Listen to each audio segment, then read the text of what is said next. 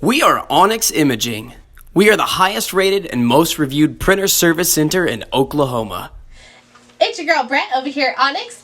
Today I'm going to show you the common causes of paper jams, and we're working with an HP CP1518. So the first thing you want to do is you want to check your max level indicators. That's going to be these little tabs right here. You never want to put you never want to fill your paper over that level because it could cause the paper to be too tight and the rollers cannot pick it up. So you want to make sure those are that your paper's below those. And then also you have these tabs right here. They're called your paper guides. You can change them to like letter, legal, things like that. So you want to make sure that that is in the correct place, because once again, if it's too tight or too loose, the rollers can't pick it up.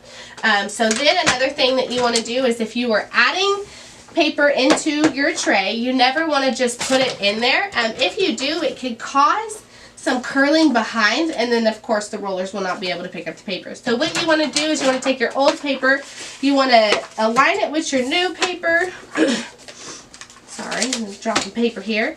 You want to go ahead and fan it out, and sometimes condensation can cause the paper to stick together, and then it'll cause the rollers to pick up more than one piece of paper, and then it'll cause it to jam as well. So you fan it out, align it, then you stick your new and your old paper in together, make sure it doesn't fill over the lines, and put it back in, and you should be good to go. If you're having any issues, you might need to put your printer in for a service. If you're in need of supplies or a quote, give your girl Brett a call, and have a great day. Thank you for watching.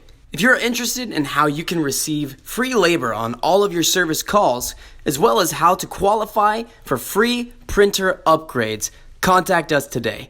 We are here for all of your printer and office supply needs.